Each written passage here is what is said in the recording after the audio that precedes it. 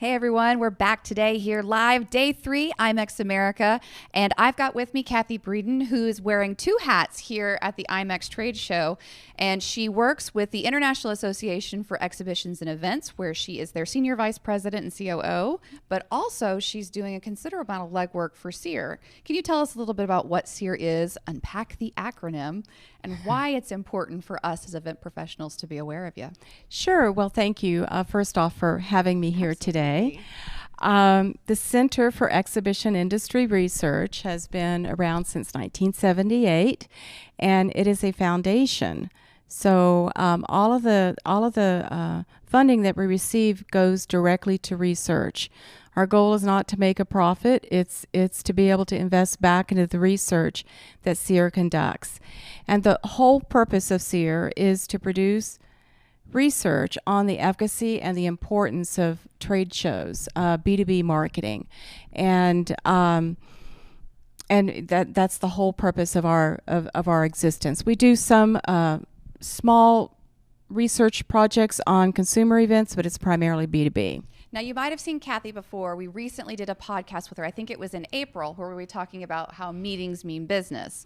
And they were spinning up some new reports and research then. But recently, here at IMEX, she's been giving presentations both in the breakout rooms and on the floor around some of the trends that are happening in event marketing, specifically for B2B. She had a group of, I think there were maybe 10 of us. Yes. On like very early in the morning. And so it was a lively discussion. So tell us kind of what are some of those trends around event marketing and specifically for B2B that we should be aware of?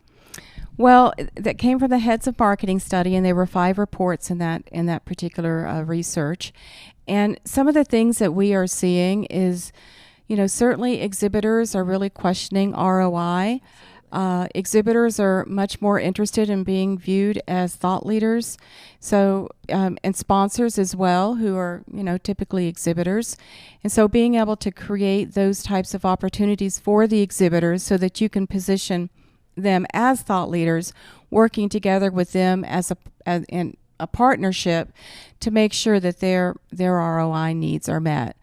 At the same time, we're seeing for the first time that cost is a big consideration that's popping up in our studies, that 28% of those who responded said that they, one of their concerns is the cost of exhibiting. So what we are telling the organizers is that they need to have serious conversations with their contractors to see what they might be able to do, perhaps in doing packaging, pricing, or things like that. But certainly that is something that we are seeing. So cost and ROI, and I'm glad you brought that up because one of the most fascinating pieces of your talk had to be around the Net Promoter Score.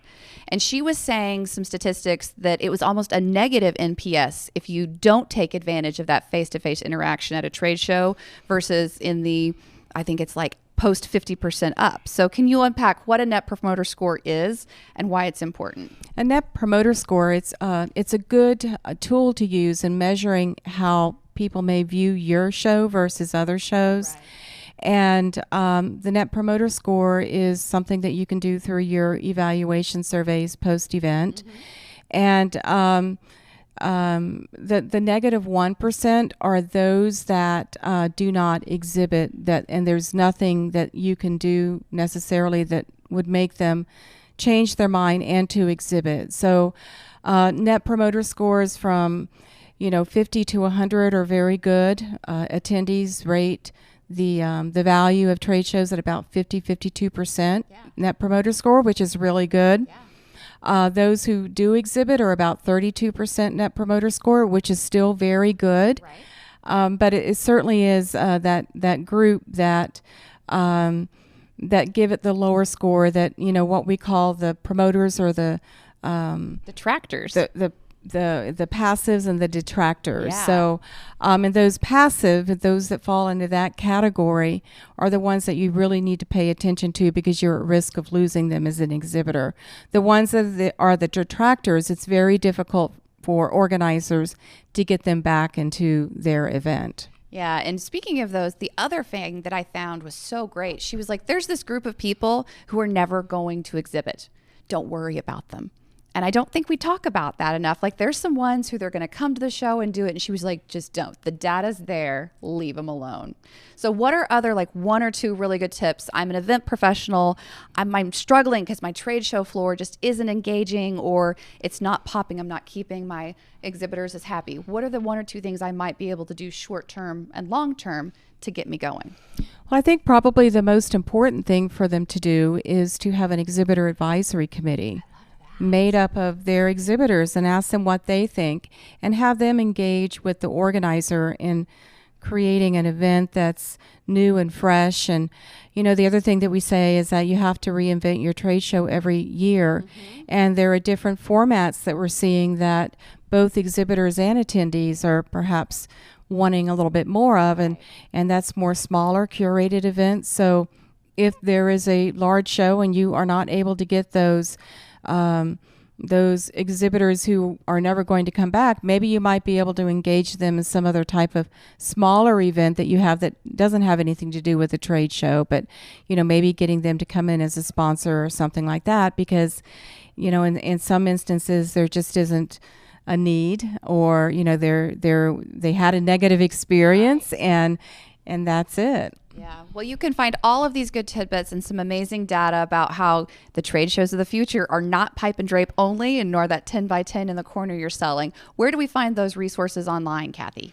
So they're on the CEIR website. It's ceir.org, and there is a store. And it's important to know that if you're a member of IAEE or a member of the Society of Independent Show Organizers, or the International Association of Venue Managers, or the Experiential Designers and Producers Association, or the Exhibitor Services and Contractors Association. They're all industry supporters of CEIR, and they pay a certain amount of money so that their members all have access to the research. I love that. And so it's IAEE.com. Yes. So that's one of those. You've got a .org and a .com.